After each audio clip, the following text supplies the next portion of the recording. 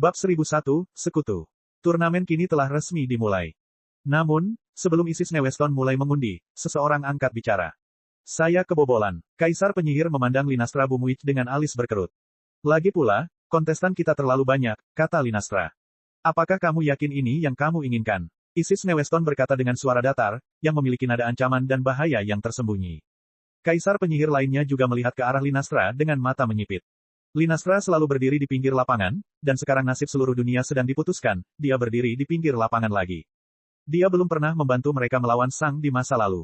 Setidaknya yang bisa dia lakukan adalah mencoba melukai Sang atau Abaddon saat ini. Ya, saya yakin, Linastra membenarkan. Pada saat ini, Linastra merasakan gelombang kebencian yang kental datang ke arahnya. Teman-teman lamanya sama sekali tidak senang padanya.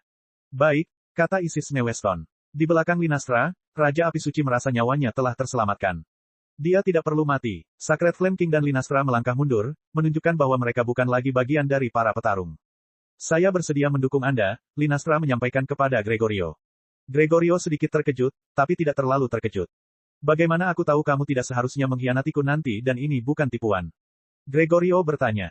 Saya bersedia menyerahkan hidup saya, Linastra menyampaikan. Kamu bisa menggunakan mantra koneksi kehidupan asinkron. Sekarang, Gregorio yakin Linastra benar-benar ingin membantunya atau dia bersedia mengorbankan nyawanya untuk membunuh Sang. Saat berikutnya, Gregorio menghubungi Kali. Linastra bersedia membantuku, dan dia juga bersedia menerima mantra koneksi kehidupan asinkron. Kali sedikit terkejut. Kita harus tahu bahwa mantra koneksi kehidupan menghubungkan dua kehidupan. Jika salah satu dari dua penerima mantra itu mati, yang lainnya juga akan mati. Setidaknya, begitulah yang terjadi pada versi sinkron. Dengan versi asinkronous, jika orang A meninggal, orang B juga akan mati. Namun jika orang B meninggal, orang A tidak akan mati. Dalam hal ini, jika Gregorio mati, Linastra akan mati, tetapi jika Linastra mati, Gregorio tidak akan mati. Sesaat kemudian, Kali bertanya pada Abaddon. Abaddon pada dasarnya adalah orang yang bertanggung jawab saat ini karena Abaddon akan segera menjadi lebih unggul dari Kali. Baik, Abaddon berkata pada Kali, tapi akulah yang akan menciptakan mantra itu.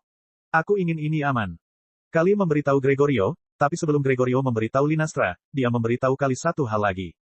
Saya ingin dia terhubung dengan Sang, bukan saya, Gregorio mengirimkan. Saya bisa membayangkan mereka berencana mengurung saya tanpa membunuh saya, dan itu tidak akan membunuh Linastra. Jika kita ingin yakin, kita harus memberikannya kepada Sang. Tentu saja, Gregorio sudah bertanya pada Sang. Sama seperti Kali dan Abaddon, kepemimpinan antara Sang dan Gregorio juga telah berganti. Gregorio bukan lagi penanggung jawab. Sang dulu. Sebenarnya, Sang mempunyai ide untuk menjadikannya penerima mantra koneksi kehidupan asinkron. Sang punya dua alasan untuk itu. Pertama, dia bisa menggunakan domain entropinya untuk meniadakannya jika perlu. Kedua, jika ada yang merencanakan sesuatu dengan mantra itu, Sang ingin memberi mereka harapan sebelum menggagalkannya. Semakin banyak harapan yang mereka rasakan, semakin baik. Oke, jawab Abaddon. Saat Isis Neweston menggambar undian untuk turnamen tersebut, Abaddon menggunakan sihir uniknya untuk menciptakan dua gelembung kecil. Sihir Abaddon begitu unik dan canggih sehingga tidak ada kaisar yang menyadarinya. Sesaat kemudian, Abaddon menyerahkan gelembung tersebut kepada Kali, yang kemudian menyerahkannya kepada Gregorio. Hancurkan ini di tanganmu, kata Gregorio pada Linastra. Saat berikutnya, sesuatu yang kecil muncul di tangan Linastra, dan dia melihatnya. Dia cukup terkejut karena dia tidak bisa melihat bagaimana mantra ini dilakukan. Namun, dia bisa dengan mudah mengetahui apa yang akan dilakukan mantra ini. Benar saja, itu adalah mantra koneksi kehidupan yang asinkron, tetapi cara kerjanya sangat berbeda. Namun demikian, hal itu mencapai efek yang sama. Linastra menyipitkan matanya dan menarik napas dalam-dalam. Lalu, dia menghancurkannya. Sesaat kemudian, diagram rumit muncul di telapak tangan Linastra. Namun, dia belum merasakan koneksi, yang berarti Gregorio belum mengaktifkannya. Linastra menjadi khawatir dan curiga, tapi kemudian, dia tiba-tiba merasakan adanya hubungan. Namun, dia merasa terhubung dengan Sang, bukan Gregorio. Mata Linastra terbuka lebar karena terkejut. Namun sesaat kemudian, dia sepertinya menerima keadaan barunya. Dia tidak protes. Tidak ada yang bisa dia lakukan lagi. Mantranya telah dirapalkan, dan menghancurkannya secara paksa akan memakan waktu beberapa tahun. Tak satu pun kaisar lain yang menyadari apa yang baru saja terjadi. Pengundian sudah dilakukan, kata Isis Neweston. Pertama, prajurit versus Ratu Dualitas. Kedua, Raja Keabadian versus Ratu Abyss Frost. Ketiga, Ratu Elsistir versus Ratu Dingin yang berapi-api. Keempat, Raja yang tidak dapat dipecahkan versus Raja Kematian yang disucikan. Benar saja, Sang dan Abaddon ditempatkan di sudut yang berlawanan, tapi itu tidak terlalu mengejutkan. Tidak seorang pun benar-benar percaya bahwa pengundian itu dilakukan secara acak. Pertandingan pertama, prajurit versus Ratu Dualitas. Ekspresi Ratu Dualitas sudah menjadi serius. Karena pola pikirnya yang introvert dan berorientasi pada kekuasaan, dia belum pernah melihat Sang, tapi dia telah mendengar banyak tentang Sang. Dia tahu bahwa Sang sama kuatnya dengan Raja Kematian yang disucikan. Namun, entah kenapa, dia tidak merasa terlalu berbahaya. Faktanya, dia merasa sangat lemah. Sepertinya Sang hampir mati. Di saat yang sama, Amongus memandang Gregorio. Dia berusaha meyakinkan Gregorio untuk membuat pertarungan ini menjadi pertarungan yang aman. Lagi pula, dia tidak ingin kehilangan Raja Penyihir terkuatnya. Berbahaya, tanya Gregorio, mengabaikan semua permohonan Amongus. Amongus mengertakkan gigi. Jahat. Saat berikutnya, Sang perlahan melayang ke depan. Seluruh horizon akan menjadi medan perang mereka. Akhirnya, Sang berhenti sekitar 200.000 kilometer jauhnya. Ratu Dualitas juga terbang ke depan dan berhenti sekitar 450.000 kilometer dari Sang. Isis Neweston memandang kedua kombatan itu. Awal. Bab 1002, tak berdaya. Ratu Dualitas segera menyiapkan mantra terkuatnya. Dia menggunakan mantra domain dan juga mantra kegelapan dan cahayanya. Sang tidak melakukan apapun. Ratu Dualitas tidak yakin mengapa Sang tidak melakukan apapun, tapi dia tidak akan menyia-nyiakan kesempatan seperti itu. Sesaat kemudian, dia telah menyiapkan lebih dari 30 mantra yang sangat kuat, dan dia akan melepaskan semuanya sekaligus. Badai mana yang dahsyat berkumpul di sekelilingnya sebagai persiapan. Kemudian, bersinar, air mata hitam muncul di dunia. Tempat di mana Ratu Dualitas baru saja berada telah menghilang. Kesunyian, cakrawala berguncang saat ruang, waktu, dan gravitasi mana terkoyak. Namun saat berikutnya, air mata itu lenyap. Dan satu-satunya yang tersisa hanyalah sebuah lengan, yang jatuh ke tanah. Saat berikutnya, badai mana yang brutal meledak dan tersebar ke seluruh dunia. Tentu saja, ini adalah mana Ratu Dualitas. Tidak ada yang mengatakan sepatah kata pun. Itu terlalu mengejutkan. Sang bahkan belum bergerak.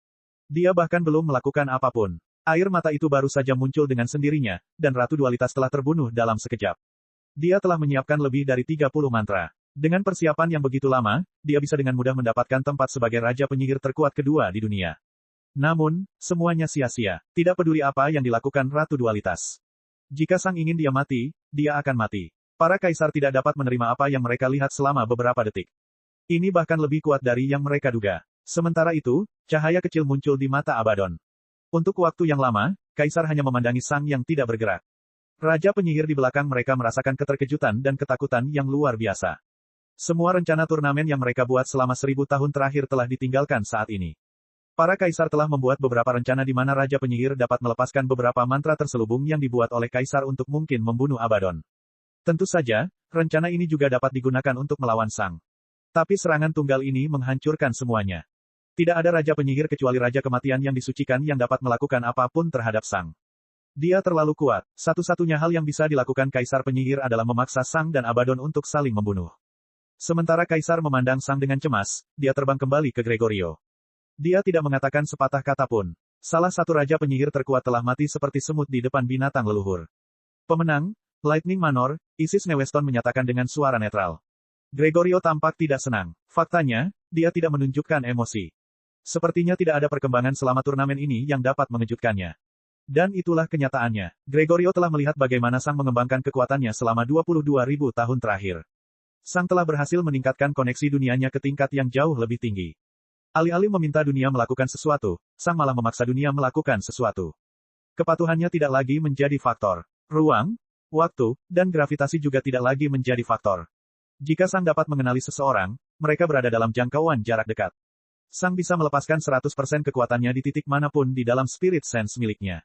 Baru saja, Sang bisa saja menyerang dengan seluruh tentakelnya, dan itu akan persis seperti Sang yang berdiri tepat di samping orang itu. Namun, Sang hanya perlu melancarkan satu serangan. Dia hanya mengayunkan sedikit jari telunjuk kanannya.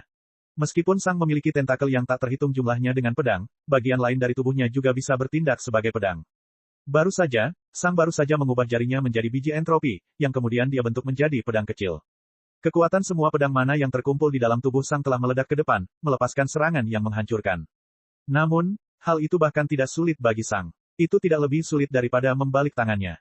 Kekuatan Sang menjadi konyol, dan Gregorio tahu bahwa ini bukanlah semua yang telah dipelajari Sang dalam 22.000 tahun terakhir. Amongus mengertakkan gigi, tetapi dia tahu bahwa dia tidak bisa berbuat apa-apa saat ini. Dia harus menunggu sampai nanti. Selanjutnya, Raja Keabadian versus Ratu Abyss Frost. Kedua kombatan itu melangkah maju dan saling memandang.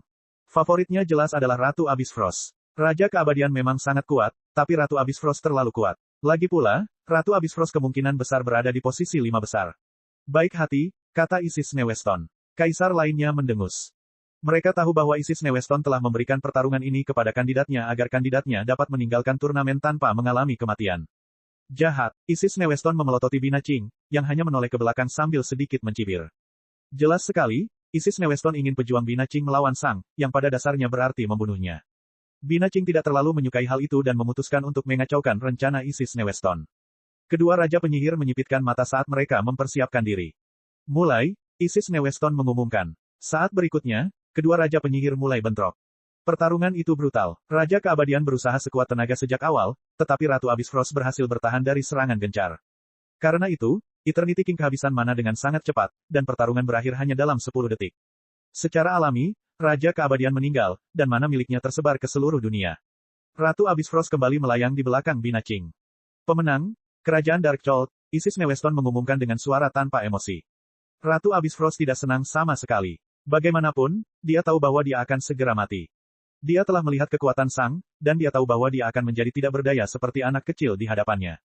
Selanjutnya, Ratu Elsisfir versus Ratu Dingin berapi-api. Kedua kombatan maju dan saling berhadapan. Tidak ada ketegangan. Semua orang tahu bahwa Ratu Elsisfir akan menang. Baik hati, kata Jenny Greenhouse. Nifra Preston menatap mata Jenny Greenhouse dalam-dalam.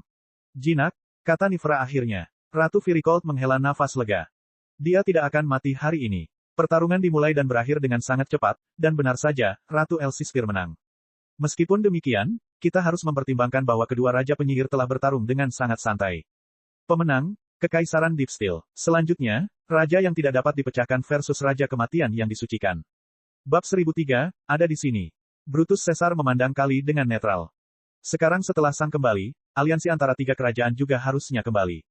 Mereka tidak perlu melawan satu sama lain, bukan? Berbahaya, kata Kali. Brutus Caesar mengertakkan gigi karena frustrasi dan kebencian. Berbahaya, katanya dengan nada dengki. Unbreakable King melangkah maju dengan alis berkerut sementara Abaddon melangkah maju dengan senyum ramah. Namun, keduanya tidak melakukan apapun. Jika aku akan mati, lebih baik aku mati di hadapan penyihir paling berbakat yang pernah hidup, kata Unbreakable King. Oh, Abaddon bertanya dengan ekspresi tertarik. Itu menarik. Tolong, kata Unbreakable King, biarkan aku mempersiapkan pertahananku sebelum kamu menyerang. Aku tahu aku akan kalah, tapi aku ingin melihat berapa lama aku bisa bertahan melawanmu. Tentu, silakan, kata Abaddon sambil tersenyum ramah. Terima kasih, jawab Unbreakable King sebelum dia mulai merapalkan beberapa mantra yang kuat. Sesaat kemudian, perisai mengerikan yang terbuat dari logam paling kuat muncul di sekelilingnya, dan kekuatan sebuah planet itu sendiri sepertinya melingkupi dan melindunginya dari segala hal yang dapat membahayakan dirinya. Logamnya menyatu dengan planet, dan itu hampir seperti Unbreakable King yang sekarang mewakili inti bintang yang terbuat dari besi. Itu saja, Abaddon bertanya. Saat berikutnya, Unbreakable King menyipitkan matanya dan mengeluarkan beberapa benda. Ini adalah hal-hal yang telah dipersiapkan Kaisar baginya untuk menghadapi kematian Raja yang disucikan. CRKSH. Kesunyian. Bintang logam itu tiba-tiba meledak hingga seperempat ukuran sebelumnya dan mulai jatuh ke tanah. Tentu saja, Unbreakable King tidak bisa bertahan dalam hal seperti itu. Ups, kata Abaddon dengan malu. Saya pikir dia bisa selamat dari itu. Maaf untuk pertandingan yang membosankan ini. Ketika Kaisar melihat itu, mereka kembali terkejut. Mereka tahu bahwa Raja Kematian yang disucikan itu sangat kuat, tetapi mereka tidak menyangka bahwa dia sekuat itu. Bahkan, dia mungkin bisa melawan Kaisar Penyihir. Itu adalah lompatan 5 tingkat. Bagaimanapun, Kaisar Penyihir semuanya berada di puncak alam mereka. Tidak ada Raja Penyihir lain yang bisa berharap untuk melawan mereka. Kaisar sekali lagi menyadari bahwa rencana mereka tidak akan berhasil. Saat ini, mereka sebenarnya senang karena Sang ada di sini. Mereka membutuhkan Sang untuk melemahkan Raja Kematian yang disucikan. Pemenang, Istana Penghakiman. Abaddon hanya tersenyum dan terbang kembali ke Kali, yang tidak menunjukkan reaksi apapun atas apa yang terjadi. 3 Raja Penyihir telah meninggal. Putaran selanjutnya, kata Isis Neweston. Pertandingan pertama, prajurit versus Ratu Abyss Frost. Sang melayang ke depan, dan Ratu Abyss Frost mengikuti. Berbahaya, kata Gregorio tanpa emosi. Baik hati, kata Bina Qing, meskipun tidak ada bedanya. Isis Neweston mengumumkan. Dalam sekejap, Ratu Abyss Frost menyiapkan beberapa mantra. Jika dia akan mati, setidaknya dia akan mati dalam pertempuran. Bang! Tiba-tiba, mana shield miliknya pecah dan air mata hitam lainnya muncul di dunia, namun dibandingkan dengan yang terakhir, air mata ini tidak mencapai tubuhnya. Itu hanya menghabiskan seluruh mana miliknya. Saat berikutnya, mata Ratu Abyss Frost terbuka ketakutan dan kesakitan. Hahaha. Jeritan teror dan rasa sakit yang sangat keras bergema di seluruh dunia. Ratu Abyss Frost mengejang di udara, tidak berdaya melakukan apapun. Para kaisar meringis mendengar jeritan kesakitan yang mereka dengar.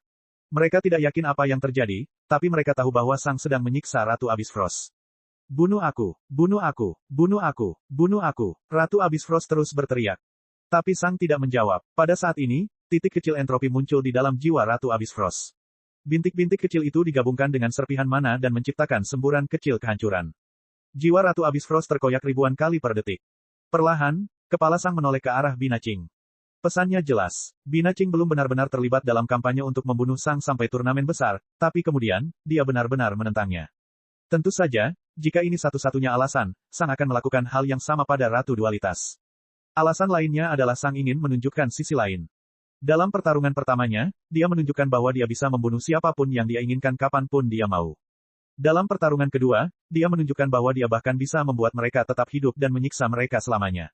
Tujuan dari pertarungan kedua ini adalah untuk menanamkan rasa takut sebanyak mungkin kepada kaisar.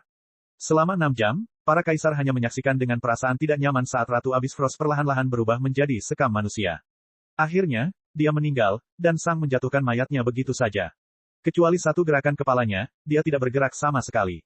Dia telah menyiksa Ratu Abyss Frost sampai mati tanpa bergerak atau melakukan apapun. Pemenang, Lightning Manor, Isis Neweston mengumumkan dengan suara tanpa emosi.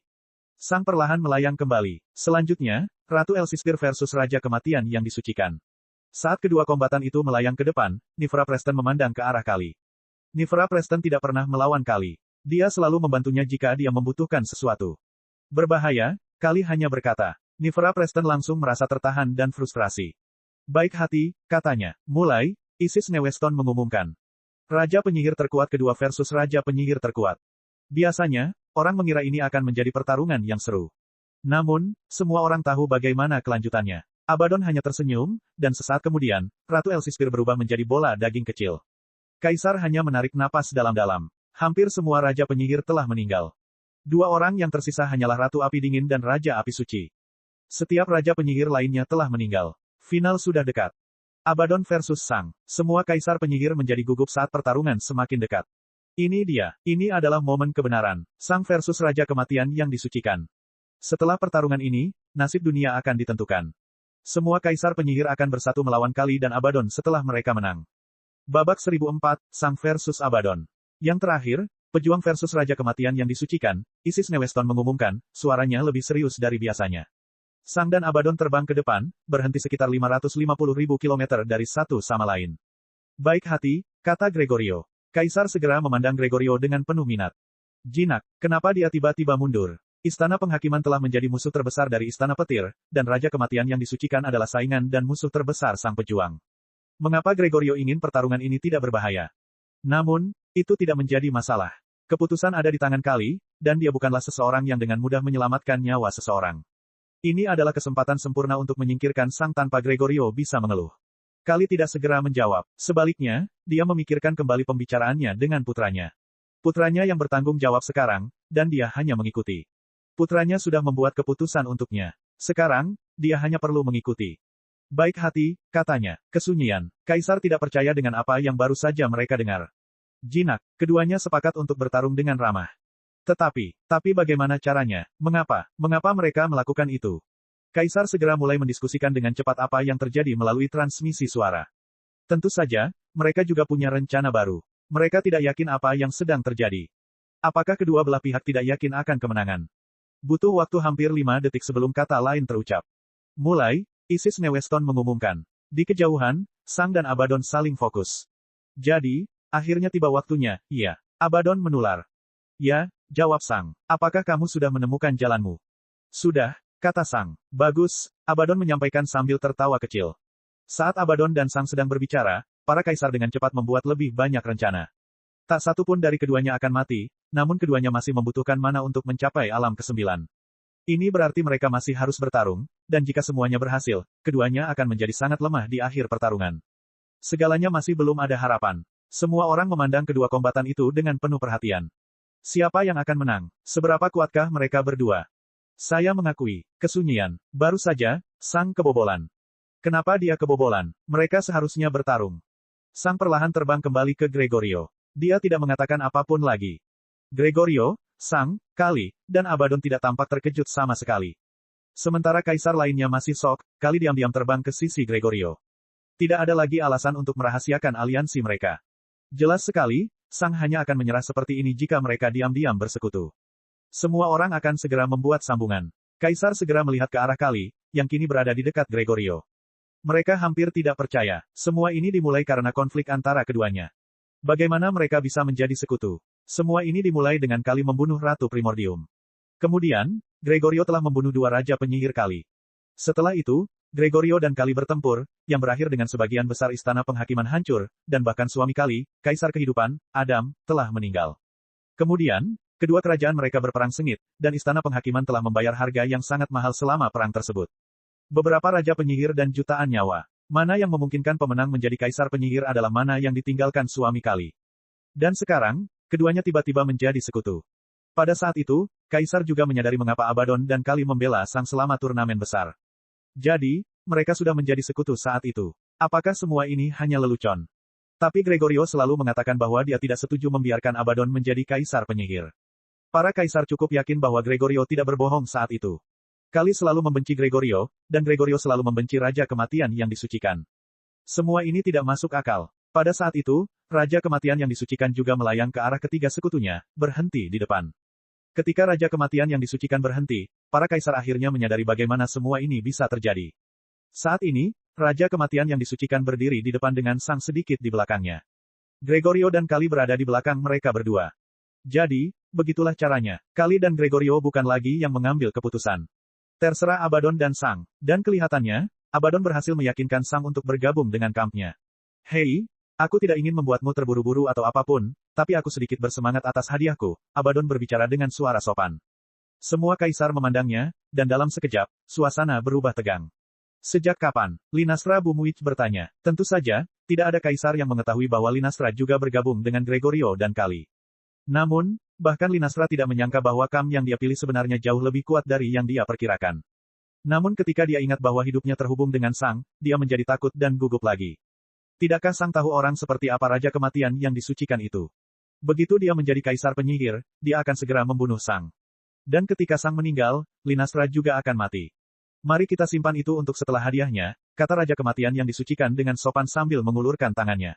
Semua kaisar melayang mendekat satu sama lain saat mereka memelototi lawan mereka. Banyak hal telah berubah. Alasan mengapa mereka mengadakan turnamen ini adalah karena Gregorio akan melepaskan pengarsip sebaliknya. Tapi karena Gregorio sekarang adalah musuh mereka, tidak ada lagi alasan untuk menaati peraturan.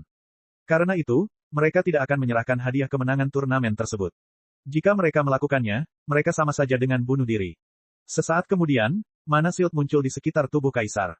Raja Kematian yang disucikan hanya menggaruk sisi kepalanya dengan canggung. Jadi, menurutku ini berarti aku tidak mendapat upahku. Dia bertanya.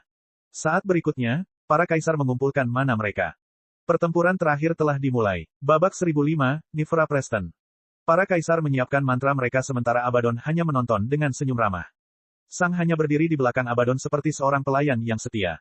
Kali dan Gregorio sedang menyiapkan mantra mereka sendiri. Ada 9 kaisar yang hadir, dan 2 di antaranya akan bertarung melawan 7 kaisar lainnya. Namun, Abaddon dan Sang juga memiliki kekuatan kaisar, membuat pihak mereka memiliki 4 kaisar. 4 lawan 7. Saat semua orang mengumpulkan mana, seluruh atrium tampak berubah. Bahkan penyihir sejati di tepi atrium merasakan mana dengan cepat menjauh dari posisi mereka. Bahkan manusia yang paling lemah pun menyadari bahwa sesuatu yang besar sedang terjadi. Raja penyihir sudah bisa menebak apa yang sedang terjadi.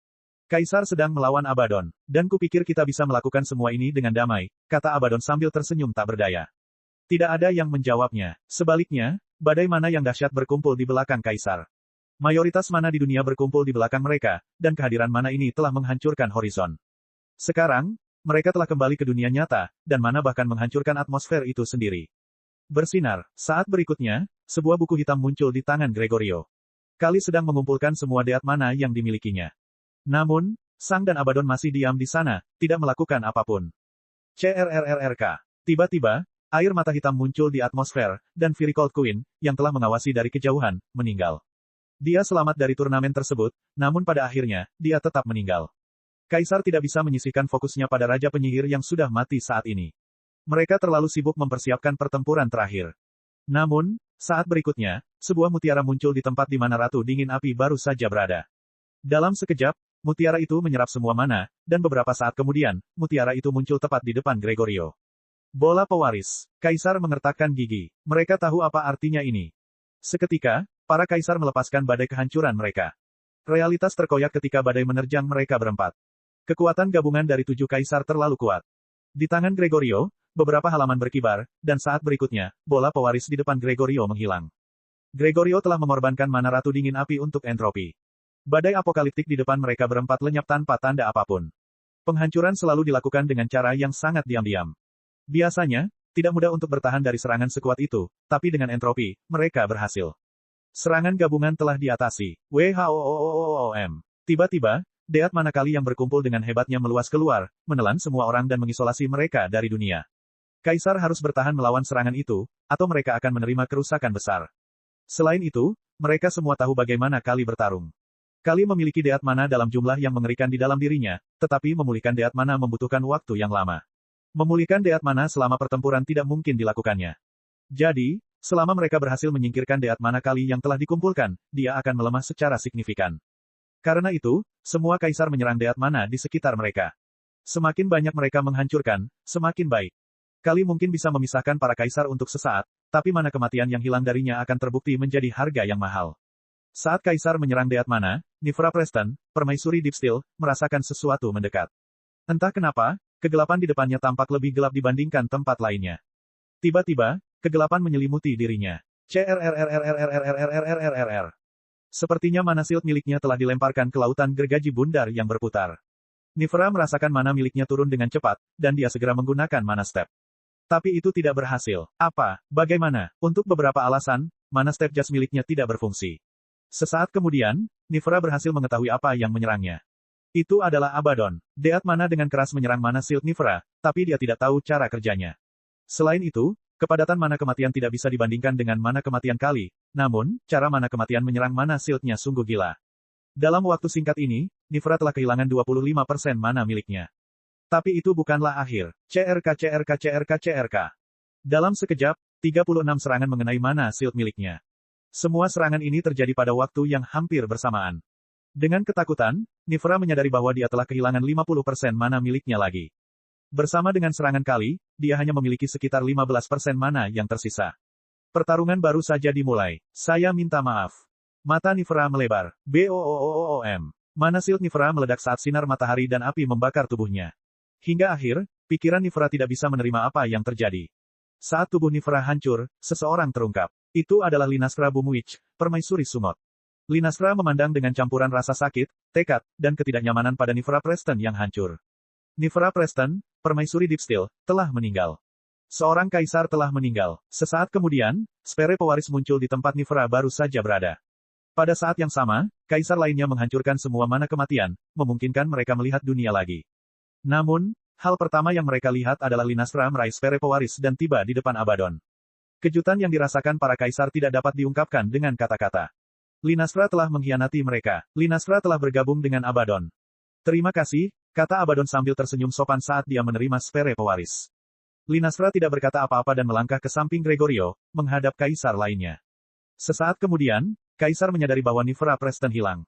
Salah satu dari mereka sudah meninggal. Bertahun-tahun yang lalu, mereka semua melakukan perjalanan bersama melintasi dunia. Mereka bepergian dengan total 11 orang. Lucius adalah pemimpin mereka. Gregorio secara resmi menjadi orang kedua. Kali secara tidak resmi menjadi orang kedua di komando. Amongus adalah seorang ilmuwan serius yang mencoba memahami segalanya. Bina Qing adalah wanita cantik sedingin es yang ingin ditaklukkan banyak orang. Namun, jauh di lubuk hatinya, dia sangat peduli pada semua temannya. Brutus Caesar selalu berada di garis depan pertempuran, dan dia selalu dengan sukarela mengambil posisi paling berbahaya. Jenny Greenhouse bertanggung jawab atas semua peralatan mereka, dan dia juga menangani keuangan mereka. Isis Neweston awalnya hanya menjadi agen saingan yang kuat, namun dia akhirnya bergabung sepenuhnya dengan kelompok Lucius dan menjadi aset berharga. Linastra adalah seorang maniak yang haus pertempuran, dan dia selalu memiliki persaingan yang mendalam dengan Brutus Caesar. Adam telah fokus untuk mendukung semua orang, dan kepribadiannya yang menawan membuat semua orang bersinar. Nifra Preston telah memimpin semua pengikutnya. Semua penyihir yang lebih lemah memandangnya dan mengikuti perintahnya. Kelompok ini telah melalui begitu banyak petualangan. Dan sekarang, mereka telah berubah menjadi seperti ini. Lucius telah menjadi dewa. Kali dan Gregorio telah mengkhianati orang lain. Adam dan Nifera sudah mati. Dan Lynastra kini juga telah mengkhianati mereka. Kelompok petualang yang bahagia dan tertawa telah berubah menjadi seperti ini. Apa yang salah? 5 kaisar yang tersisa saling memandang dan mengangguk. Segalanya sudah menjadi seburuk ini. Tidak ada lagi alasan untuk menunggu. Bab 1006, Identitas terungkap. Saat kaisar mengambil keputusan, Abaddon melompat mundur. Gregorio, Kali, dan Lynastra melangkah di depannya, dan Sang melangkah di depan mereka. Sesaat kemudian, Abaddon fokus pada inheritor sfere di tangannya, dan dia mulai mengkonsumsi mana dengan keras. Mencapai alam berikutnya selalu membutuhkan sedikit waktu, tetapi seseorang dengan bakat dan pengalaman Abaddon dapat mempercepat segalanya. Hanya dalam beberapa detik, Abaddon akan menjadi kaisar penyihir awal. Abaddon sudah bisa melawan salah satu kaisar. Jika dia benar-benar menjadi kaisar penyihir, dia mungkin bisa melawan 3 hingga 5 dari mereka pada saat yang sama. Tidak masalah bahwa mereka semua adalah kaisar penyihir puncak. Jika Abaddon berhasil menjadi kaisar penyihir, pertarungan akan berakhir. Namun, entah kenapa, kaisar tampaknya tidak khawatir. Sebaliknya, hanya tekad dan penerimaan yang terlihat di mata mereka. Tidak ada jalan lain, Bina Qing berbicara. Saat berikutnya, sesuatu terjadi. Di antara kedua kelompok itu, sesosok transparan muncul. Dalam sekejap, sosok transparan itu menjadi padat, dan semua orang fokus padanya. Itu adalah seorang lelaki tua dengan rambut beruban dan janggut panjang. Dia mengenakan jubah ilmiah abu-abu, dan banyak pernak-pernik berbeda digantung di tubuhnya. Matanya tegas namun tenang, dan berbicara tentang kebijaksanaan yang tak tertandingi. Sang belum pernah melihat orang ini, tapi dia langsung tahu siapa orang ini. Pengarsip. Pengarsip masih tertekan oleh mantra Lucius, tapi dia masih bisa melakukan perjalanan keliling dunia. Saat berikutnya, pengarsip mengangkat tangan kanannya, dan kelima kaisar merapalkan beberapa mantra. Gelang di lengan kanan pengarsip menjadi lebih tipis dan kurang terang. Jelas sekali bahwa mantra pembatasan Lucius telah melemah secara signifikan. Ini mungkin adalah apa yang kaisar berikan kepada pengarsip. Sang, Abaddon, Gregorio, Kali, dan Lynastra tidak yakin dengan apa yang mereka tawarkan. Lynastra selalu mengambil sikap yang sangat netral, dan kaisar lainnya bahkan belum memberitahunya tentang rencana mereka. Ketika Gregorio melihat apa yang terjadi, dia mengambil gelang yang didapatnya dari Lucius. Bang! Dan hancurkan. Bang! Gelang di lengan pengarsip juga pecah berkeping-keping, dan dia melihat ke lengannya dengan ekspresi yang tidak dapat dibaca. Kaisar lainnya menyipitkan mata, tetapi jauh di lubuk hati, mereka menjadi gugup. Pengarsip telah dibebaskan. Tidak ada yang tahu apa yang akan dilakukan pengarsip sekarang. Untuk pertama kalinya dalam selamanya, dia bebas. Dia bisa melakukan apapun yang dia inginkan tanpa takut akan dampaknya. Namun, pengarsip tampaknya tidak terlalu peduli. Sikapnya tidak berubah. Tidak masalah, suara lama pengarsip itu berbicara. Penyihir, pejuang, penjinak binatang buas, pembudidaya, itu tidak masalah. Tidak masalah siapa yang menguasai dunia. 5 kaisar menang, dan segalanya kembali ke status quo. Anak-anak muda berbakat menang, dan kehidupan diatur ulang. Dalam sejuta tahun, tak seorang pun akan mengingat konflik ini. Dalam sejarah abadi Atrium, pertempuran ini akan menjadi catatan kaki seperti semua pertempuran untuk mendapatkan supremasi lainnya. Kalian semua percaya bahwa kepentingan kalian lebih besar dari yang sebenarnya, pengarsip berbicara perlahan. Saya tidak peduli dengan hasilnya. Kelima kaisar menjadi gugup. Jika pengarsip tidak membantu mereka, kemungkinan besar mereka akan mati hari ini. Abaddon tidak bisa bertarung saat ini, tetapi jika kekuatan sang benar-benar setingkat kaisar, musuh memiliki 4 kaisar yang bisa bertarung. Terlebih lagi, Kali bisa melawan 2 dari mereka sekaligus secara seimbang, dan Gregorio kemungkinan besar akan menang melawan lawannya, sehingga membebaskannya untuk membantu Kali. Jika pengarsip tidak membantu mereka, mereka akan mati. Meskipun demikian, kata pengarsip, para kaisar kembali bersemangat. Saat berikutnya, pengarsip menoleh dan melihat ke satu orang. Sang, meskipun saya bisa menghadapi kebangkitan kehidupan baru, saya tidak bisa membiarkan dunia itu sendiri berhenti ada, sang pengarsip berbicara perlahan. Kaisar memandang Sang dengan bingung. Sang tidak bereaksi. Anak bencana harus dilenyapkan demi kebaikan dunia, pengarsip berbicara sambil berbalik menghadap Sang. Keheningan dan keterkejutan. Anak bencana, Sang. Tapi mereka sudah memeriksa Sang berkali-kali. Mereka telah menguji pikirannya, darahnya, jiwanya, semuanya. Sang tidak menunjukkan reaksi apapun. Yang paling terkejut adalah Lynastra. Dia telah menghubungkan hidupnya dengan anak bencana. Saat berikutnya, semua orang melihat orang-orang di belakang Sang. Abaddon masih menyerap mana. Kali dan Gregorio tidak menunjukkan reaksi. Ini berarti mereka sudah mengetahuinya. Mereka dengan sengaja mendukung anak bencana. Dialah alasannya. Prajurit ini, pejuang inilah yang menyebabkan triliunan orang meninggal. Prajurit inilah yang menyebabkan semua penyihir di dunia sekarat. Prajurit inilah yang menyebabkan semakin sedikit mana di dunia. Itu dia, selama 50.000 tahun, dia berhasil tetap bersembunyi. Anak bencana telah berada tepat di depan mereka selama ini. Jika Sang berhasil menjadi kaisar, kaisar kekejian akan bermunculan di seluruh dunia, dan kaisar yakin bahwa ini berarti akhir dunia. Dalam sekejap, lautan kemarahan terhadap Sang, Gregorio, dan Kali terbentuk di hati mereka. Bagaimana mereka bisa, pengkhianat ini, monster-monster ini. Mereka baik-baik saja dengan mengorbankan banyak nyawa. Namun, kaisar tahu bahwa mereka tidak bisa fokus pada emosi mereka saat ini. Mereka harus menghentikan kemajuan Abaddon. Bang! Para kaisar menyiapkan mantra mereka dan memasuki pertempuran. Gregorio, Lynastra, dan Kali menjawab dengan cara yang sama. Pertempuran telah dimulai. Kali melawan Amon Gus dan Brutus Caesar, kombinasi yang menakutkan. Jika Kali memiliki semua mana kematiannya yang tersisa, dia kemungkinan besar akan menang, tetapi seiring berjalannya waktu, dia kemungkinan akan segera kalah. Gregorio melawan Binaching. Binaching adalah salah satu kaisar terkuat. Kemungkinan besar, dia lebih lemah dari Gregorio, tapi dia akan mampu bertahan lama. Waktu terakhir, Lynastra melawan Jenny Greenhouse dan Isis Neweston. Jelas, salah satu dari mereka sudah bisa melawan Lynastra secara merata, tapi dengan keduanya melawannya sekaligus, kekalahannya hanya tinggal menunggu waktu. Rencana Kaisar jelas adalah membunuh Lynastra terlebih dahulu. Setelah itu, mereka akan melawan Gregorio dengan 3 orang. Dan akhirnya, mereka akan melawan Kali dengan 5 orang. Sebelumnya, Kaisar berada dalam posisi yang dirugikan, namun sekarang, mereka diuntungkan. Semua karena pengarsip. Pengarsip akan menangani anak bencana. Kaisar berharap pertarungan ini akan berakhir dengan sangat cepat. Bab 1007, Pengalaman. Event Horizon Empire berubah menjadi medan perang yang brutal. Setiap eksistensi di alam ke-9 sedang berjuang. Terakhir kali hal seperti ini terjadi adalah ketika binatang-binatang itu dibunuh oleh kekuatan gabungan umat manusia. Ketika Lucius menjadi kuat, belum pernah terjadi pertempuran sebesar ini. Lucius telah membunuh semua kaisar lainnya dalam duel satu per satu. Tidak peduli apa hasil pertempurannya, seluruh dunia akan berubah selamanya. Segera setelah para kaisar bentrok, setiap makhluk hidup dalam radius 1 juta kilometer mati, kecuali para raja penyihir.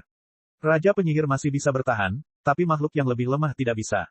Dalam radius 2 juta kilometer, segala sesuatu di bawah alam keempat mati. Kehancuran hanya berhenti pada radius 3 juta kilometer. Ini sudah brutal, tapi kita harus ingat betapa besarnya Atrium. Radius kehancuran terbesar hampir menutupi event Horizon Empire. 90% Atrium lainnya tidak menerima kerusakan. Dunia bisa pulih dari hal seperti ini. Saat semua ini terjadi, pengarsip memanggil 5 artefak berbeda. Salah satunya adalah pedang melayang yang diorbit oleh aliran kecil yang terbuat dari pedang yang lebih kecil lagi. Salah satunya adalah tanduk bundar yang kuat dari binatang mistis, memancarkan perasaan dominasi yang mustahil. Salah satunya adalah buku yang memunculkan lingkaran ajaib di halamannya. Salah satunya adalah rantai dengan beberapa kait yang diisi sampai penuh dengan mana yang berbahaya. Yang terakhir adalah pernak-pernik berputar yang melambangkan Yin dan Yang. Masing-masing artefak ini mewakili satu era Atrium. Simbol Yin dan Yang melambangkan supremasi para penggarap. Tanduk melambangkan binatang buas. Chain hook mewakili penjinak binatang dan pengontrol binatang. Pedang mengambang dengan pita melambangkan master senjata yang kuat. Dan buku itu mewakili para penyihir. Pengarsip telah hidup dalam jangka waktu yang sangat lama, dan dia telah belajar dari semua jalan yang berbeda. Kamu sudah hidup cukup lama, kata pengarsip. Kemudian simbol Yin dan Yang mulai berputar dengan cepat. Detik berikutnya, seberkas cahaya dari kekuatan lawan dengan cepat melesat ke arah Sang.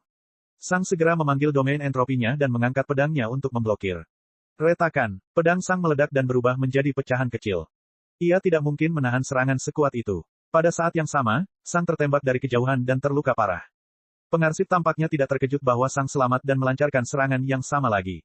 Saat berikutnya, Sang memanggil pedang keduanya, yang terbakar.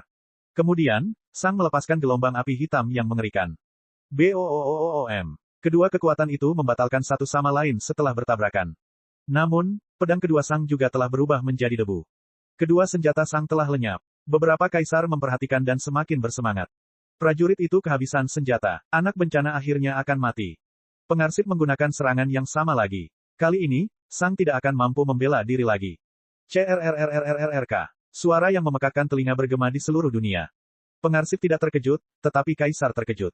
Bahkan Kali melirik sekilas ke arah Sang. Abaddon pun membuka matanya sejenak untuk melihat ke arah Sang. Baru saja, tubuh Sang telah berubah, dan cakar hitam yang menakutkan muncul di ujung lengan besar Sang. Terlebih lagi, dua kaki yang kuat telah keluar dari tubuh Sang. Beberapa keping biji hitam melayang di udara, dan cakar Sang menerima beberapa sayatan kecil.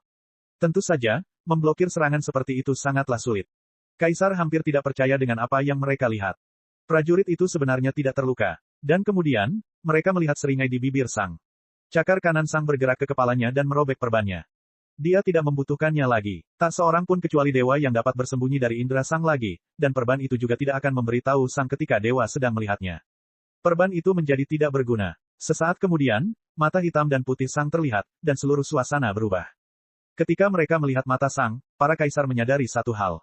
Abaddon bukanlah bahayanya, Sang adalah bahaya sebenarnya. Aura kepercayaan diri dan kekuatan di hadapan pengarsip tidak bisa dipalsukan. Sang sebenarnya percaya diri melawan pengarsip. Melihat Sang terasa seperti melihat ujung dunia bagi para kaisar ini. Sang tidak bisa bertahan, Sang tidak diizinkan untuk bertahan hidup. Tidak peduli berapapun harganya, Sang harus mati. Mata pengarsip itu menyipit, seringai Sang semakin melebar. Saat berikutnya, Sang menebas ke depan dengan cakarnya. Pada saat yang sama, klakson di samping pengarsip mengeluarkan suara dengung yang sangat keras. WHOOOOOOM. 5 luka kecil muncul di depan pengarsip, tapi kenyataan yang bergetar di sekitar pengarsip membuat luka itu menyebar seperti noda. Sang menebas beberapa kali lagi, tapi semuanya tersebar bahkan sebelum mereka sempat menyentuh mana shield milik pengarsip. Seringai Sang berubah menjadi seringai tertarik ketika dia melihat itu.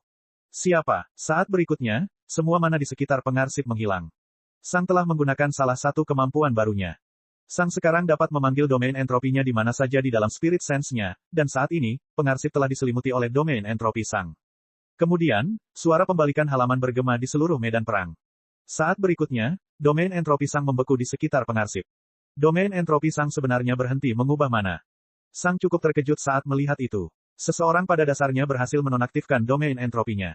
Benar saja, pengarsip sangat berpengalaman dan kuat. Siapa? Klakson berbunyi lagi, dan Sang merasakan domain entropi miliknya menyebar ke seluruh dunia. Pada saat yang sama, Sang merasakan sakit kepala yang parah muncul di benaknya. Sepertinya pikirannya terlalu berlebihan saat ini. Namun, seringai Sang semakin melebar, dan dia semakin tertarik pada kekuatan pengarsip. Bab 1008, tidak ada gunanya. Simbol yin dan yang mulai berputar lagi, namun kali ini kait dan rantainya mulai bersinar. Cahaya hitam muncul dari pengait di ujung rantai, dan rantai itu sendiri bersinar dalam cahaya merah terang.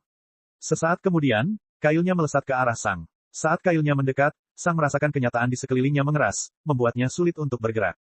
Saat berikutnya, energi destruktif dari simbol yin dan yang tiba. Serangan pengarsip sudah luar biasa cepat, dan dengan penekanan kaitnya, itu menjadi lebih sulit. Siapa? Saat berikutnya, domain entropi muncul kembali di sekitar Sang, tapi berbeda dari sebelumnya. Salah satu cakar Sang lenyap, dan domain entropi Sang semakin kuat. Kekuatan penghancur simbol yin dan yang melemah secara signifikan, dan menjadi sangat lemah sehingga tidak dapat melukai tubuh Sang lagi. Namun, itu tidak membantu melawan hook tersebut. Kekuatan kailnya tidak melemah. Sepertinya itu tidak berinteraksi dengan domain entropi sama sekali. Kaisar lainnya menyaksikan dengan penuh semangat. Sang hampir mati. Akhirnya semuanya berakhir, tapi Sang hanya mendengus geli. Melekat. Suasana berubah dengan cepat. Apa? Kaisar tidak percaya dengan apa yang mereka lihat. Begitu banyak pedang. 36 pedang. Baru saja, 36 pedang muncul di antara Kail dan Sang, dan mereka memblokir Kail itu bersama-sama. Kaitnya berhasil menghancurkan salah satu dari mereka, namun pedang yang hancur itu dengan cepat muncul kembali. Saat berikutnya, 36 pedang ditarik ke samping, memperlihatkan Sang. 36 tentakel berakhir dengan 36 pedang. Ada semua jenis pedang yang ada. Kaisar tidak dapat menerima apa yang mereka lihat. Bagaimana ini mungkin? Gregorio tampaknya tidak terkejut. Kali dan Abaddon melirik sekilas ke arah Sang dengan terkejut. Mereka mengira Sang itu kuat, tapi mereka tidak menyangka dia akan berubah menjadi seperti ini. Perasaan Linastra menjadi gila sejak dia menghubungkan hidupnya dengan monster seperti itu. Ini bukan lagi manusia. Apa ini tadi? Saat ini, Abaddon tidak tampak berbahaya lagi. Abaddon sangat berbahaya, tapi setidaknya dia masih manusia. Aura pengarsip menjadi semakin khusyuk. Senyum Sang melebar. WHOOOOOM. Klakson mengeluarkan suara lain. CRK. Para kaisar tidak mengira hal itu mungkin terjadi, tetapi mereka semakin terkejut. Baru saja, mereka melihat perisai mana milik pengarsip bergetar. Itu berarti ada sesuatu yang menimpanya. Kita harus ingat bahwa memukul perisai mana pengarsip sudah sangat sulit dengan semua tindakan pertahanannya. Namun, Sang sebenarnya berhasil melakukannya. Tentu saja, berdasarkan getarannya, serangannya tidak terlalu kuat, tapi tetap saja mengenai. Sang berhasil melewati tanduk itu. Saat berikutnya, semua artefak pengarsip mulai bersinar. Dia tidak lagi bersikap santai. Simbol yin dan yang melepaskan badai energi destruktif yang mengerikan. Tanduk itu mengguncang dunia di sekitar pengarsip, meningkatkan kekuatan pertahanannya secara signifikan. Chain Hook menekan dunia di sekitar Sang dan menembaknya dengan kekuatan luar biasa. Aliran di sekitar pedang mengambang itu membesar dan menghancurkan dunia saat mereka memandikan Sang di sungai kehancuran. Buku itu mengeluarkan mantra yang kuat satu demi satu, masing-masing sama kuatnya dengan mantra Kaisar Penyihir, dan buku itu mengeluarkan mantra 4 kali lebih banyak daripada yang bisa diluncurkan oleh seorang kaisar. Itu merupakan pelanggaran yang tidak ada bandingannya. Masih bisa diperdebatkan apakah ada orang di atrium yang pernah merilis serangan yang begitu kuat dan beragam. Hiruk-pikuk suara yang berbeda meledak di sekitar Sang. Kekuatan simbol yin dan yang menggerogoti tubuh keras Sang. Chain Hook menghancurkan pedang. Mantra yang dikeluarkan oleh buku itu semuanya diblokir, ditangkis, dibelokkan, atau dipantulkan. Sungai kehancuran yang tak ada habisnya dari pedang yang melayang itu berhasil dicegah oleh lebih dari 15 pedang Sang. Semakin banyak potongan hitam muncul di udara sekitar pengarsip sebelum dibubarkan. Pertarungan para kaisar lainnya telah melambat secara signifikan saat ini. Tidak ada lagi yang bisa berkonsentrasi pada pertempuran mereka. Mereka terlalu kaget. Pengarsip mengeluarkan kekuatan yang tak seorang pun dapat memanggil atau menolaknya. Hanya bukunya yang sudah mengeluarkan kekuatan ofensif 3 kaisar sekaligus. Dia menggunakan 5 artefak, dan terlepas dari semua ini. Meskipun serangan brutal ini, Sang masih berhasil melancarkan serangan ke perisai mana pengarsip. Kaisar kesulitan mempercayai apa yang mereka lihat. Seseorang di alam puncak ke-8 berhasil melawan pengarsip secara merata. Itu tidak bisa dimengerti. Lucius Volstad, Dewa Penyihir, hanya bisa melompat 1 level melawan pengarsip. Saat ini, semua orang tahu bahwa Abaddon lebih unggul dari Lucius. Meski begitu, Abaddon paling banyak bisa melompat 2 level. Abaddon adalah penyihir paling berbakat dalam sejarah. Tapi Sang, prajurit ini, melompat 5 level melawan pengarsip. Ini tidak nyata, ini tidak mungkin nyata. Hahaha. Semua orang memandang Sang dengan kaget. Baru saja, Sang tertawa keras. Sang tidak mampu menahan tawanya lagi. Penampilan para kaisar barusan telah memenuhi salah satu keinginan terdalamnya. Pembalasan dendam. Akhirnya, para kaisar menyadari kelemahan dan ketidakberhargaan mereka. Bagaikan serangga yang terperangkap dalam toples, mereka percaya bahwa mereka dapat melarikan diri. Mereka percaya bahwa mereka sebenarnya mempunyai kendali atas hidup mereka. Mereka sebenarnya percaya bahwa mereka mempunyai hak pilihan atas nasib mereka. Tapi sekarang, mereka telah menyadari kebenarannya. Semua rencana mereka tidak ada gunanya. Semua rencana mereka tidak ada gunanya. Pengarsip bisa membunuh semua kaisar penyihir lainnya sendirian. Dan Sang melawan pengarsip secara seimbang. Jadi, bukankah ini berarti Sang juga bisa membunuh semua kaisar penyihir sendirian? Turnamen, pertempuran, skema, pengkhianatan. Tidak ada yang penting. Sejak awal, mereka tidak berdaya di depan Sang. Saat Sang tenggelam dalam serangan, dia tidak bisa berhenti tertawa. Datang, Sang berteriak. Serang aku. Mungkin, dengan gabungan kalian semua, kalian bisa mencapai sesuatu. Aura pengarsip menjadi semakin serius, dan dia mengangguk ke arah kaisar lainnya. Kaisar memandang Gregorio, Kali, dan Linastra. Tampaknya mereka tidak keberatan. Saat berikutnya, kelima kaisar menembak ke arah Sang. Mereka harus membantu pengarsip. Bab 1009, bukan dari dunia ini. Sang hanya tertawa keras ketika semua kaisar mulai menyerangnya. Amon Gus, kaisar senja-senja, melepaskan laser kegelapan yang menakutkan.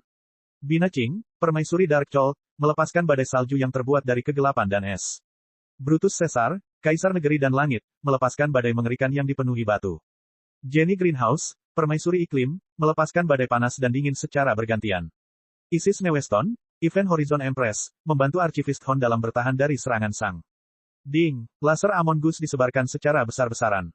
Pedang, CRRRRR. Badai Bina Qing dilemahkan oleh domain entropi dan akhirnya runtuh ketika menghantam tubuh kuat Sang. Hal serupa juga terjadi pada badai Brutus Caesar. Longsoran serangan Jenny Greenhouse dibelah oleh 3 pedang Sang yang memotongnya. Tentu saja, bukan itu saja serangannya. Bagaimanapun juga, para kaisar melancarkan serangan satu demi satu. Di samping, Gregorio, Linastra, Kali, dan Abaddon hanya menonton. Abaddon masih menyerap mana, tapi dia juga tidak bisa menahan diri untuk tidak melihat pertarungan Sang. Saat ini, Kali teringat percakapannya dengan Abaddon beberapa tahun lalu. Saya bersedia mengikuti kesatria itu, kata Abaddon. Seperti biasa, Kali tidak menunjukkan reaksi besar. Mengapa? Adalah satu-satunya pertanyaan yang dia tanyakan. Karena dia menjadi raja tanpa menggunakan mana apapun, kata Abaddon sambil memandang ke istana penghakiman. Seseorang di levelnya membutuhkan banyak mana, dan dengan berhasil mencapai alam ke-8 tanpa menggunakan mana apapun, dia telah menunjukkan bahwa dia telah belajar menyerap kekejian. Aku tidak yakin apa yang membuat kekejian itu terbuat, tapi kita semua tahu pasti ada semacam kekuatan misterius yang tidak bisa dimanfaatkan oleh siapapun. Potensi kehancurannya terlalu besar. Abaddon tertawa kecil. Dulu ketika aku meledakkan tubuhku yang jauh, aku ingin menyia-nyiakan waktunya. Aku ingin dia menghabiskan waktu ribuan tahun dalam keadaan koma sehingga dia tidak punya waktu untuk mencapai 7 rasa roh. Tapi berdasarkan apa yang kamu katakan padaku, dia berhasil menipu umur panjang, yang membuat usahaku di masa lalu tidak relevan. Dia tidak akan mencapai alam ke-8 tanpa menjalani transformasi lagi. Terlebih lagi, dia berhasil mencapai kehidupan kekal tanpa menjadi seorang kaisar, yang berarti dia telah menjadi cukup kuat untuk melanggar hukum dasar dunia. Jika dia bisa melawan sesuatu seperti kematian alami, kekuatannya mungkin telah mengalami transformasi yang signifikan. Abaddon terkekeh. Aku tidak tahu seberapa kuat dia sekarang, tapi aku yakin akan satu hal. Saat turnamen Ultimate terjadi, saya tidak akan bisa melawannya. Dulu ketika Abaddon mengucapkan kata-kata ini, Kali belum sepenuhnya yakin tentangnya. Tapi sekarang, saat dia menyaksikan Sang bertarung melawan 5 kaisar dan pengarsip sebagai Raja Pedang Puncak, dia menyadari bahwa Abaddon masih meremehkan Sang. Saat Kali melihat pertarungan Sang, dia hanya memikirkan satu hal. Kekuatanku tidak relevan. Sementara itu, Abaddon merasa telah memilih dengan benar. Bahkan dengan penindasan duniaku, aku tidak bisa menghentikannya, pikirnya sambil tertawa pahit.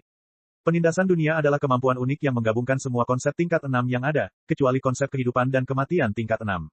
Dengan penindasan dunia, Abaddon dapat memanggil kekuatan yang meniru kekuatan seluruh dunia. Tekanan yang membunuh lawan Abaddon di turnamen hanyalah salah satu aspek dari kemampuan ini. Tekanan itu baru saja menjadi tekanan dunia. Ada juga gravitasi, ruang, waktu, berat, dan sebagainya. Semua kemampuan ini bisa dilepaskan sekaligus, membuatnya tampak seperti seluruh dunia sedang runtuh menimpa seseorang. Itu mewakili penguasaan atas keberadaan itu sendiri. Logikanya, ini adalah kemampuan paling kuat yang bisa dicapai. Segala sesuatu di dunia ini akan menyerang tanpa kecuali.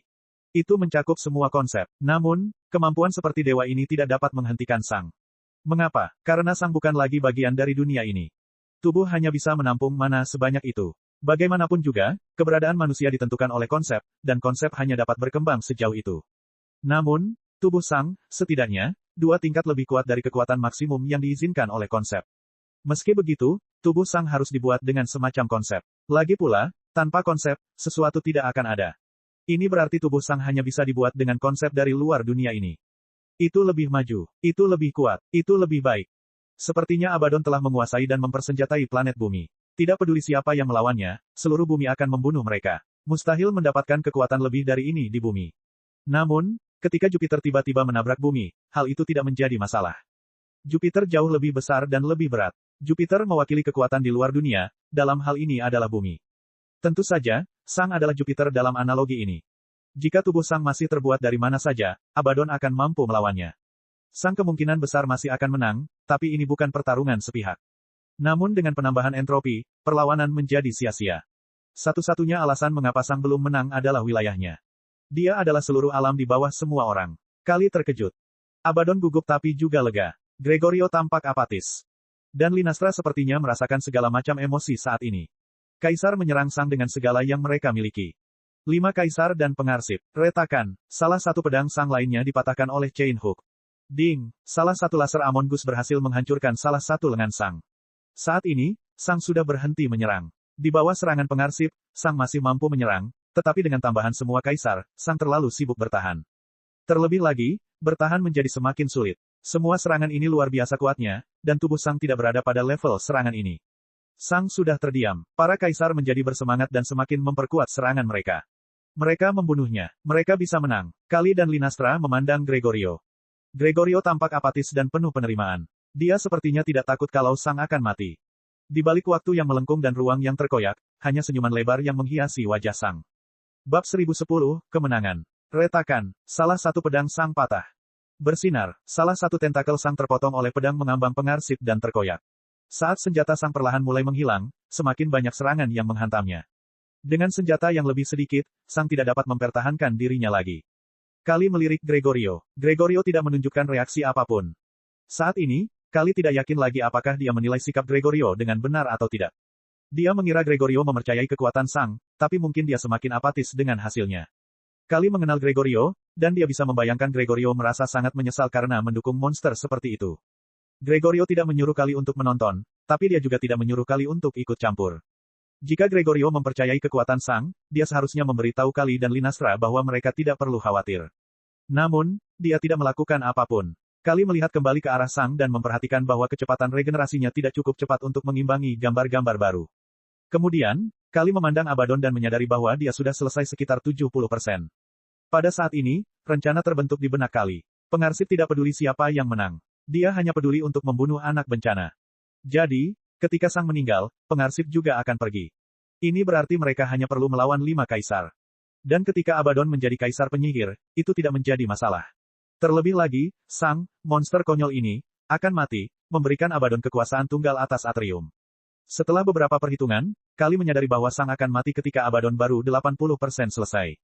Pada saat itu, semua kaisar akan segera menyerang mereka, dan dengan pola pikir Gregorio yang apatis, kemungkinan besar dia hanya akan menonton. Prajurit harus bertahan hidup lebih lama, pikir Kali. Saat berikutnya, Kali memandang Linastra, yang mengangguk kembali. Bang, bang, Kali dan Linastra menembak ke arah kaisar dan menyerang mereka. Dengan kemarahan dan kebencian, kaisar berhenti menyerang Sang untuk menghadapi serangan Kali dan Linastra. Pengarsip melirik, tapi dia tidak khawatir. Anak bencana telah kehilangan lebih dari separuh anggota tubuhnya, dan ia tidak dapat lagi mempertahankan diri dari serangan pengarsip. Satu-satunya hal yang dicapai oleh campur tangan Kali dan Linastra adalah memberi Sang lebih banyak waktu untuk hidup. Tentu saja, pengarsip tahu bahwa inilah tujuan mereka, tetapi dia tidak peduli. Anak bencana akan mati, dan itu yang terpenting. Saat Sang semakin lemah, pengarsip melirik Abaddon. Hegemon baru akan lahir, pikir pengarsip. Apakah akan terjadi periode penindasan lagi? Pengarsip selalu sangat kuat. Faktanya, seringkali, dia adalah makhluk terkuat di Atrium. Namun, setiap kali Hegemon sejati muncul, ia menjadi tidak berdaya. Hegemon terakhir adalah Lucius Volstad, dan yang berikutnya adalah Abaddon. Memulai ulang tidak akan terlalu buruk, pikir pengarsip.